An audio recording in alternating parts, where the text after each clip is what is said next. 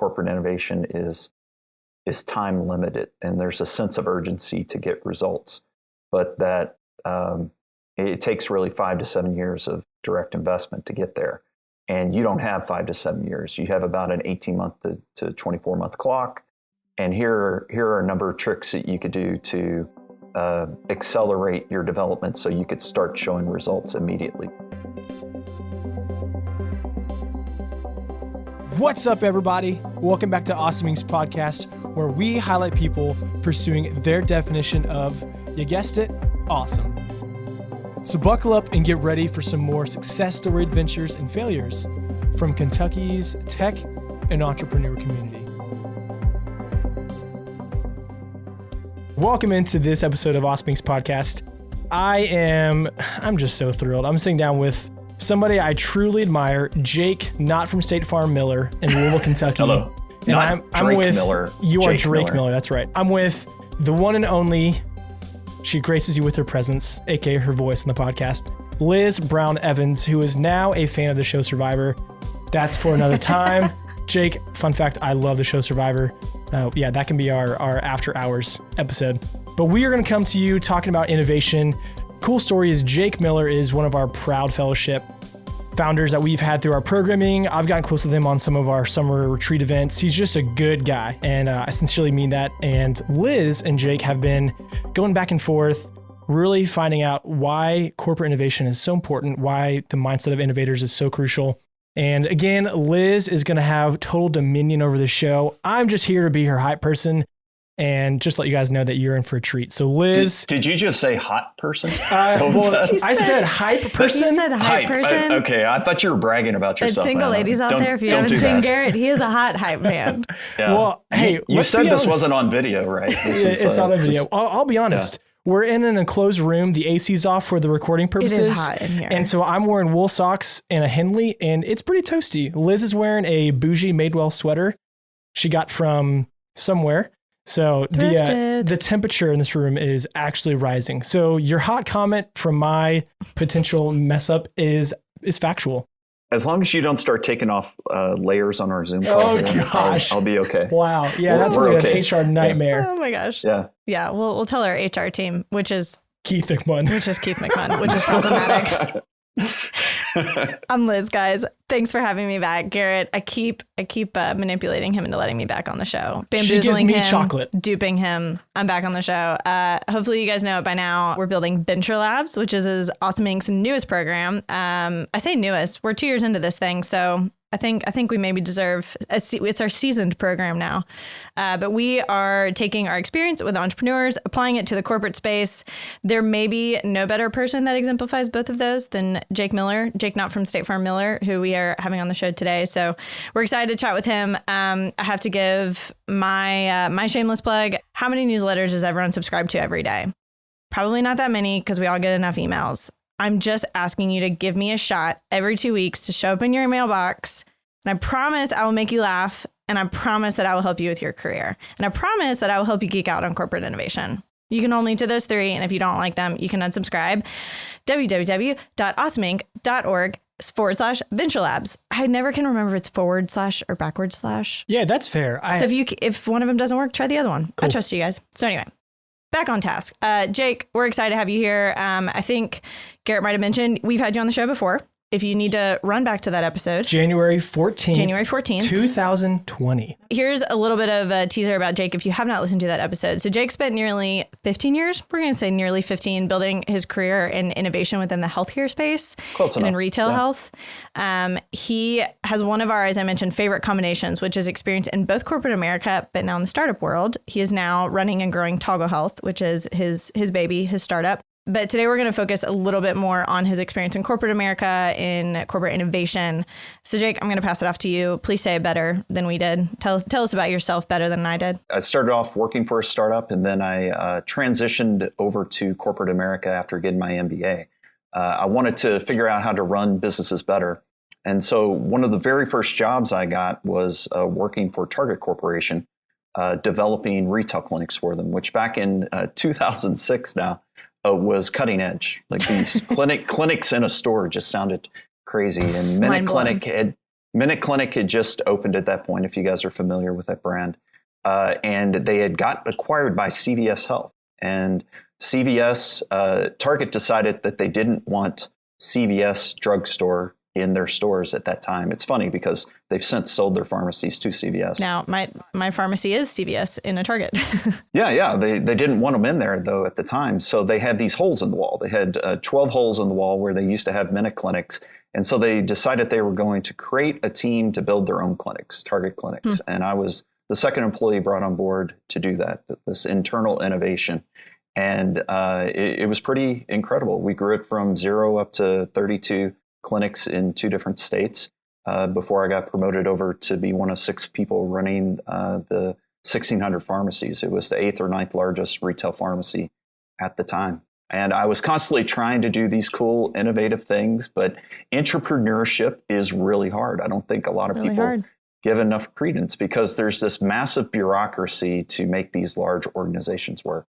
Target at the time was 385,000 employees, I think, with 1,700 stores. 385,000? Yeah, pretty massive. Now, I guess I'm not thinking you have to have the people running the stores as well. You generally have somewhere between 150 or 250 people running each of the stores. And if they had 1,700, you just do the math. And then you have all the DCs, you have all the headquarters folks. So there's a massive bureaucracy, and Target was relatively top-down in its approach. Most of the innovations came from the vendors, but then were approved by the CEO himself, and there was this walkthrough process. So guys like me trying to do something that was new in healthcare in the space, constantly bumping my nose up against that bloody front edge. You know, it's that bleeding edge, as they call it. And the cutting bleeding edge. Yeah, cutting bleeding edge, whatever it is. And so I started looking around because I was trying to do these innovative things for the pharmacy business like I had for the clinic business. And I was comping. I was looking at what all the competitors were doing out there, CVS, Walgreens. And I saw that Walgreens had this corporate innovation team that they were using to put forward a lot of their new innovations. And I was trying to borrow/steal as much as I could from what I could tell publicly from their process.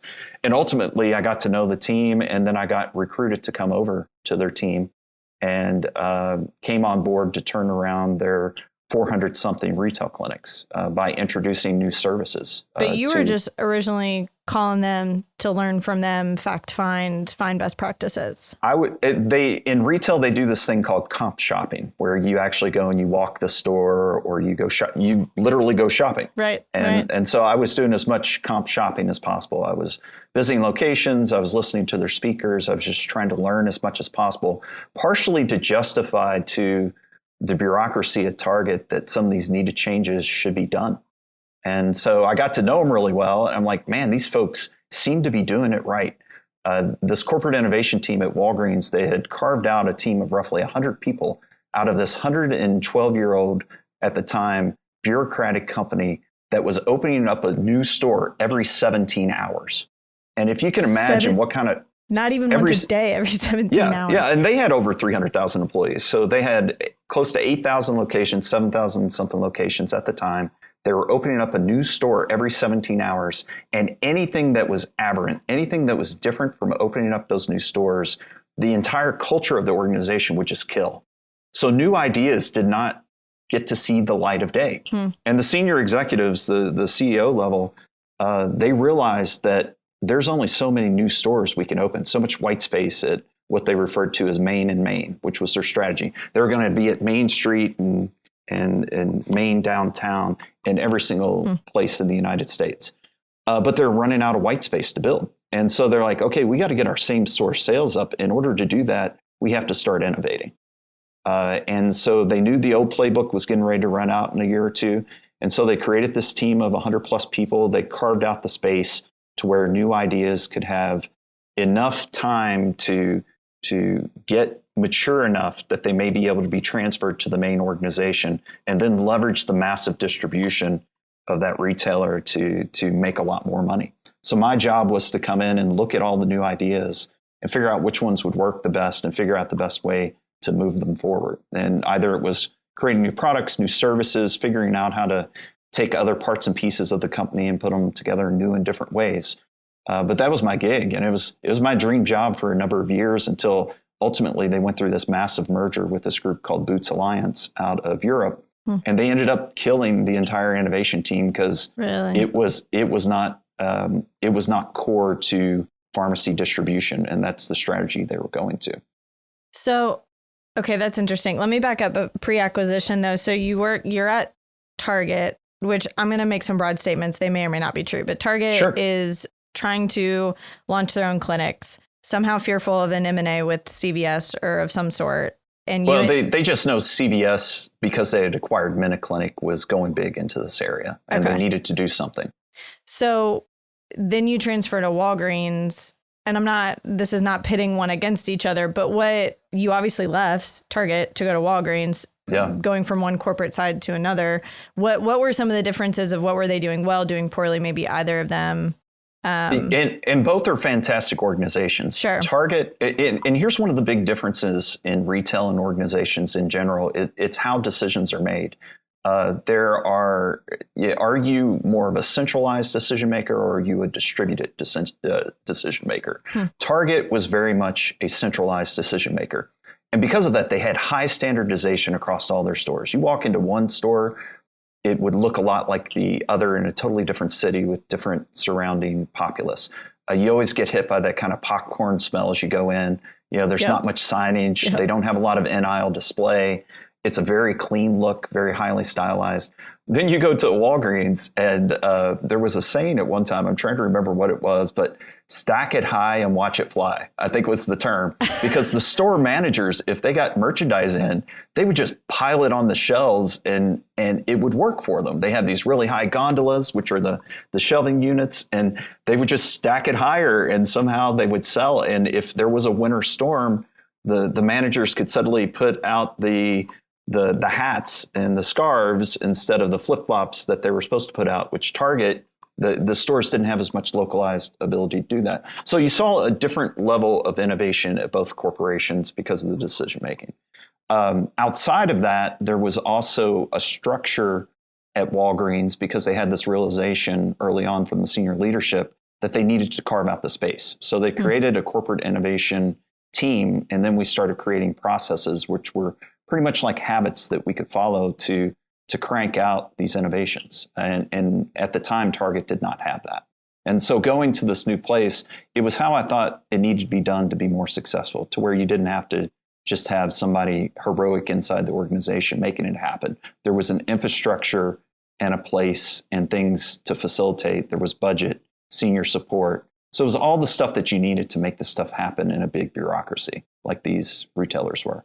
We have been working with Gray Construction, or rather Gray Inc. recently. And one thing that they've talked about, so they started out as a small company and have scaled quickly over the last few years. And they're trying to maintain this sort of entrepreneurial founders mentality. But the more people that you have and the more that you grow, they sort of anecdotally have mentioned that ultimately it comes down to, do you know the right person to just kind of pass your idea off to, in the hopes that they've got the clout and the connections to also make it happen. And it's not a very democratic process, right? You have to know the right people and have the right personality and connection. Whereas instead, if you can create this sort of structure, if you can create a system where innovation can happen, then that's more ideal. Well, let's say it's a new client of yours, and let's say it's not like Gray, who's been around for a little while and you guys have been doing this, but somebody who's doing this for the very first time. They've realized, hey, I could see some changes happening on the horizon. If we don't change how we do things internally and create new opportunities, we're going to be dead. So we got to do some things differently. So now there's the reason for change. And as long as there's senior support, and pretty much it has to come from the CEO or the equivalent level to make it happen. Once they have that, then they could start to do the flow down and create the organizational structures. But the main thing is folks like your clients are trying to create this. The main thing they need to realize is that they're time limited.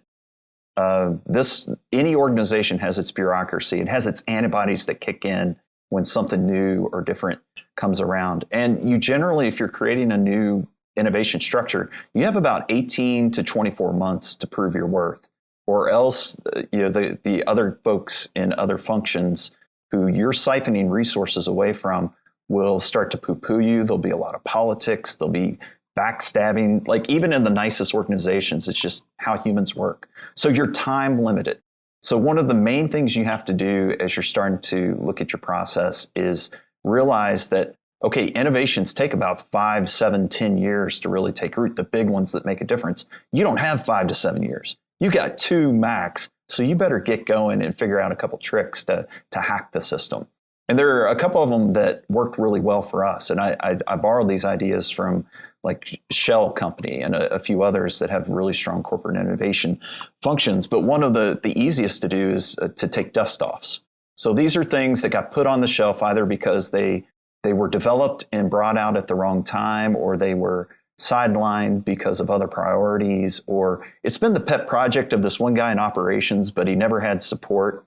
There's a lot of times great ideas that are just sitting there almost ready to come off the shelf. You got to dust them off, maybe carve a couple of corners off to make it fit your new world.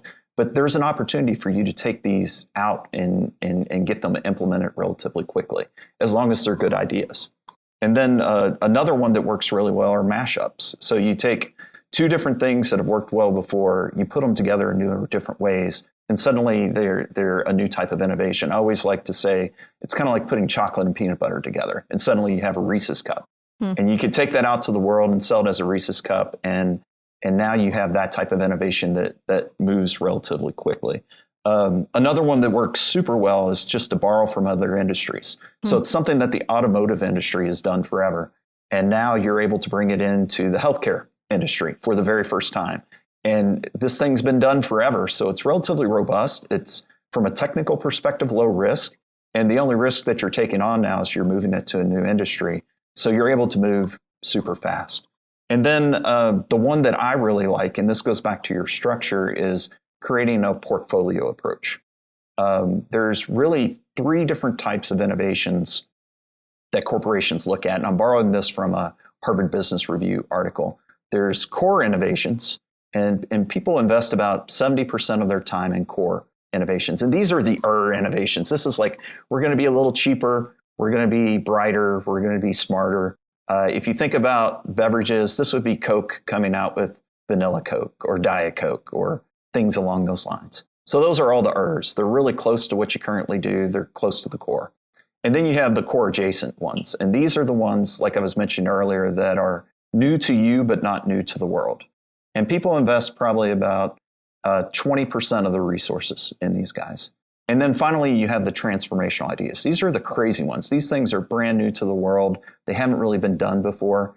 People invest about 10% of their time, if I did the math right, 70, 20, 10 in each of those categories. What's really crazy is if you look at the returns on those investments, it's the exact opposite. The transformational ones that you invest 10% of your resources in, you actually get 70% of your returns out of. Whereas on the core side, you only get about 10% of your returns out of your 70% investment. And this is an average across all industries that they've looked at. The old 80-20 rule. You can't get away from the 80-20 rule. Yeah, but if you look at that data, you got to say, well, why the hell don't they just invest all this stuff in the transformational world? Sure. And it comes down to the risk tolerance of the individuals making the decision. And this goes back to what Clayton Christensen has said with his disruptive innovation book, that these large organizations, the bureaucracies that support it, all the decisions, that kind of spinning flywheel, that if there's anything aberrant, kind of gets killed. The antibodies kick in. Whatever the analogy is that you're using, sometimes the big corporations, because of the risk tolerance of the individuals inside of it, they just can't get it done. All the incentives are set up for different reasons. So not only do you have to create a portfolio process, but then you have to carve out space and create the appropriate incentives so that people don't get killed if they try to put a new idea forward. How are they bonused? What is the reporting structure? Is there budget to take forward these ideas? Are you having to borrow budget from other places? If you do, how do you deal with the political fallout of that situation? So you really have to do both. So I love these categories. So let's dive into this a little bit deeper. And let me say this and you tell me what you think about it. So I feel like if you want to jump straight to transformational, to put it bluntly, you should probably just go be a startup founder, right? Like just quit your job and go be a startup founder because you're never going to make it. or work with the startup founders. I think that's the major lesson that I've had, having now worked on both the startup side and the and the organizational side. There's too much risk inherent in these transformational things. And we have seen it with big companies before, but generally it's like a founder CEO making a hard decision that if they were a public company would never go forward. The board of directors isn't going to pass it. So that said, is there sort of a innovation theater game to be played of get a couple easy wins with these dust offs and these mashups? Absolutely. To then say, listen, give me 12 to 18 months and I'll get these done. And then does that buy you time? Yeah. So that's a really great insight. And ultimately what we did with the portfolio approach is, to use a baseball analogy, I know Garrett likes those. You get some singles and doubles. So these are things that are probably closer to core and core adjacent. Even though they don't give you the awesome returns, you got to prove to the organization that you can execute, because that's what matters most to this execution-based organization. So you get a couple of singles and doubles and you prove that you could do it. You start building momentum. And in the background, you're working on a couple of the swing for the fences home runs. And I successfully did that at Walgreens. We didn't know how to do this. I borrowed this process from, as I mentioned, some executives at Shell who had been kind enough to publish an article or two on their process. And we created this process and we won the belief, I guess, the support of the operational organization, so that then we could go on and we could take a couple big risks. And what ended up happening in our first year of doing this, it was something like a $22 million increase. The majority, I think it was 12 million or 14 million of that, came from one idea that the organization tried to kill no fewer than 10 times. It was a swing for the fences thing, and the executives were saying, hey, this won't work, et cetera. And the tactic we used on this, it was a lot of fun, is we used the take away their excuses tactic. And this was a big bet for me, and I probably wouldn't have done this if my team, who was awesome, my team had been working on this for a while and trying to get it to work, and they believed this was a great idea. And I go, okay, I can only take so many bullets starting this thing up, guys. Is this one that I should take? And they go, yeah. I go, okay, when it starts going south, that means you're going to have to work overtime to get this stuff done because I'm taking the bullet. And they go, absolutely, absolutely. And so we put forward our best approach, and it had a bunch of holes in it. It just wasn't working. And so we had a stage gating process we created an infrastructure to have decisions and to communicate to these senior executives. I can get into that in a little more detail in a sec, but we would go in front of these folks and they on a monthly basis, and we tell them all the things we tried to do and how we'd execute, and they'd see some gaping holes and they'd bring them up, and we would knock off one or two of those each time, and then we'd bring it back and said, okay, do we kill this or do we move it forward? Well, if you guys could do 1, 2, and 3, then we'll let it keep going. And we just kept on taking away the excuses until they finally were like, well, okay, go ahead and do it. And then it ended up being the single most profitable thing that we put out there. And it worked for us. And it allowed the bureaucracy, if you will, the leadership, to be able to accept the risk in a tolerable way. So it was a lot of fun. Were you delivering wins in the meantime, if that makes sense? We had the singles and doubles going on the other side. It was a portfolio approach. So we had other projects. We were probably running 5 to 8 concomitant new businesses or products at a time. And by the way, this was not a large team. This was a core team of mine that started out as 3 people and then ended up to be closer to 5 people. So not large in terms of our core small team that was working with this clinic business. But we had we had 70 cross-functional partners. Because we had to have legal, we had to have the risk team that was responsible for setting new insurance policies. We had to have the marketing team. We had to have the clinical education team. And once you had all these teams put together, we had lots of resources, but it was really a small team of champions making it happen. So I've got a statement, and then I would love for you to talk about the stage gates. I feel like if there's anything I want quote unquote corporate innovators to take out of what you're saying, it's that, I mean, you had to find a company that had the corporate innovation team. So that was a big win, it sounds like, for your career. But even within I jacked into some processes that saved me a year or two to make things happen faster. So you found that company. So like, you have to have the team. A company has to prioritize enough to have the team. But then I think and I want people to hear this in an encouraging way, not discouraging, you still have to play a little bit of that game. Just a company having a corporate innovation team doesn't mean that they're down for all transformational ideas. You have to hit the singles and doubles in order to hit the home runs, but it's doable. You can play that game and get it done and then hit the home runs, like if you bide your time well enough. Is that fair?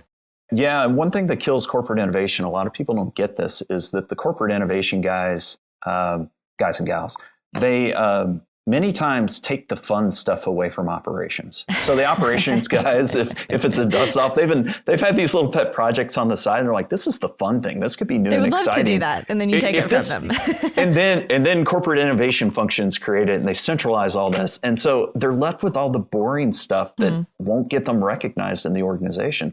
So one thing that we did very successfully is we figured out how to partner with those folks and gave them the credit. And if you don't do this, here's what happens with corporate innovation. Let's say you're about 2 years in, you've proven out, you've gotten all these various things going, and now you're ready to release it to the world. You've run your pilots. This thing's looking really good. It has a lot of promise, and then it goes nowhere because you have no one to hand it to because you haven't been working with them for 2 years to transition this thing across. And so they don't want it. They don't want to touch it with a 10-foot pole because it's not theirs. There's no agency or ownership. No ownership, right? Oh, heck yeah. And plus, they want you to die anyway because you took away all the fun stuff. So that's how I feel about Garrett. Garrett gets to do all the fun stuff here at Awesome Inc. Exactly. Exactly. So, we created the stage gate process and a 3-tier communication process kind of as the engine to make it work. And the analogy I love to use, or I like to use now, but I think the guy's name is Andy Jassy, the guy who just took over at Amazon for Jeff Bezos. I believe that sounds right. I can fact check you while I keep talking. Yeah, please correct me in case I'm getting it wrong. But the reason he was successful is he came on and he was shadowing Jeff Bezos, and then he was then put in charge of the new releases for their technologies and their new ideas. And all of the business owners were peeved because this guy that was supposed to be running this technology, everything was behind. It was all running slow, et cetera. Like nothing was successful. And this guy had this dog on, and he finally convinced the executives to invest and to create an engine that could take these new things. And instead of creating everything from scratch entirely, they would have this engine that they could kind of tap new ideas into, and then they could go more quickly and more successfully because you weren't recreating the same stuff each and every time for each and every project. And ultimately, AWS has become, they found out that this thing was hugely successful for getting new internal projects going. And then they realized, hey, we could sell this to the rest of the world and take what was a cost center, make it a profit center, became the most profitable part of Amazon. And now the guy who started all this way back when is now the new CEO of the biggest corporation in America. Remember the day I found out Amazon doesn't make money by what I purchased through them? They primarily lose money on all of us. Yeah, but they sell a lot of services through AWS. Yep. And I think there's a good lesson here for corporate innovators that they can create that engine. And we created a mini version of that when I was at Walgreens, and it was hugely successful. We had a 5-part stage gate process where we would have like just conceptual ideas at first, and we had to make it past that gate. For anybody who's not familiar with stage gate, it's really you set up some decisions and structures ahead of time to where you have to pass that gate in order to earn the resources to move on. And especially for waterfall type development that happens for things like services or some types of software, but largely physical products, it works extremely well. And so you would have all these crazy concepts come in just at the first gate. So you'd have the CFO who'd come in and go, we should offer dental services in all of our pharmacies. And you're like, okay, we've looked at dental 3 times before. We got to figure out how to tell this guy that, okay, this is a good idea, but we have these 30 other ideas that appear much better. And so we created a balanced scorecard approach for scoring these ideas. And we did it in such a way that we would take the information we'd have, we'd identify, we'd whiff check it at the first step. And so we had like a 1 or 2 sheet thing, and we'd say, okay, whiff check all these. Let's force rank them. Is whiff check is that a smell test? Is that what you're trying to tell me? You just smell it. Okay. You're like, does this stink or doesn't it stink? It's the onomatopoeia of a smell test. It's a whiff test. What's the aroma of this particular item? Yeah, and you just go, okay, does it pass muster or not? And then you go to the next one and you do a slightly deeper dive. And this is where you start to reach out to like legal. Is there a giant legal landmine you didn't think about? Huh. You reach out to the operations team. Hey, can this even be done? And you create just a very quick look at the feasibility. And finally, you go to if it makes it to the next gate, you get resources and you may set up a pilot. And you do a very small scale 1 or 2 store test.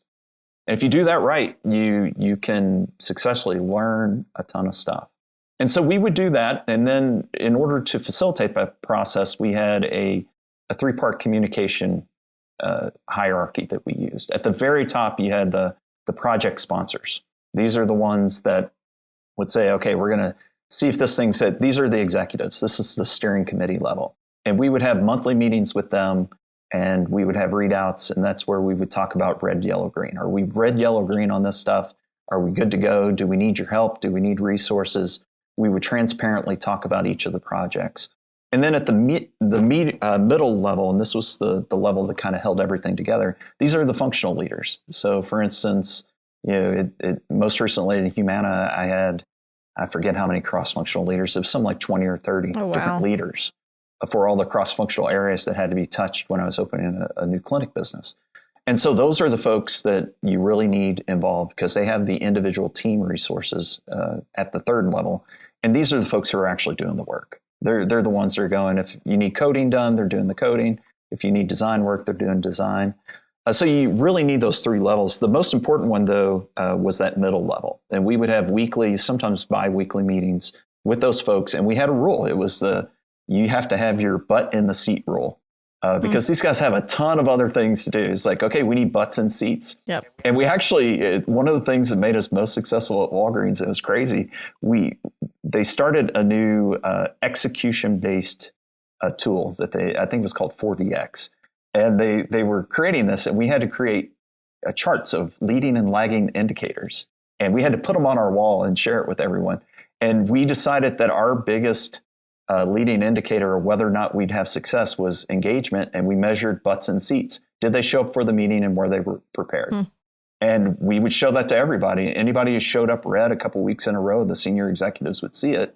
And that I don't know, sunlight created a lot of everyone suddenly didn't want to be red. They definitely didn't want to, they definitely didn't want to show up in that meeting and be talked about as a negative. And so everyone made a real effort to support corporate innovation because of that transparency and communication. So yeah, went pretty well.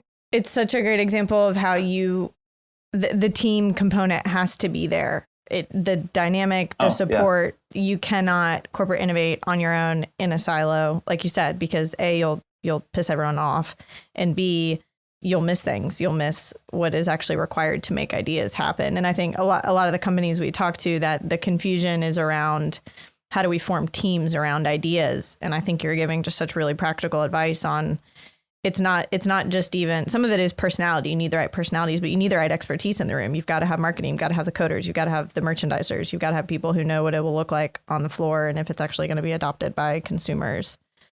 Everyone's got to be there. What's really interesting, a lot of people really want to help support innovation, but they're being pulled in 1,000 different directions. I remember our clinical education team, they were read something like 3 or 5 weeks in a row when we implemented this new metric, and they were so worried that it was because they were looking bad. I go, guys, I know you're fantastic. When you're there, you're fantastic. You're some of the best partners we have, but there's just not enough of you. We need to go back to the senior leadership and say they need to resource you more so your team grows or carve out what you're doing, because if they believe this is important, it needs to be resourced, and we're going to support you in this. So you can do it in a punitive way, and sometimes you got to do the smackdown. I don't think that should be your number one strategy. I think it should be, listen, if you can't get this done, we need more resources here. And so let's have that conversation about either your leadership prioritizing this or finding us, we may have to do some new hires. Yeah. It just opens up the right conversation to where suddenly you're advocating for these teams to get resources when maybe they haven't been able to and they've been overworked forever. So suddenly you look like the hero as the corporate innovator versus the zero or the negative who's taking stuff away from because you're able to show data back to the CEO and say, hey, you said you value corporate innovation, but these teams are under resourced. And so they can't do that. And I can't do it without them, rather than feelings, you're giving data back to leadership. But there's a lot of organizations, though, the senior guys are like, well, these guys aren't busy. What are they doing? And then, we're working hand in hand with them. We see that they're there and they're engaged, but something's still missing. That's when we talk about, are they the right resources or do we have to create new ones, et cetera? But it can really work. I've done such a poor job at limiting your content because it was so good, but I'm going to stop us there. So tune back next week. Okay. But just talk a little bit about startups and corporate companies working together. Maybe we'll make up for the shortness of that one with the length of this one. Perfect. Maybe. Garrett, can you tell a joke on the spot real quick? Let's hear something. It's not going to be clean, so we'll just cut to next week's episode. Nice. Well, that's it, guys. Thank you so much for checking out this episode of Awesome Inc. Podcast. And another quick thank you to Lee Rosevere and a few members from our community who provide the music that you hear in this show.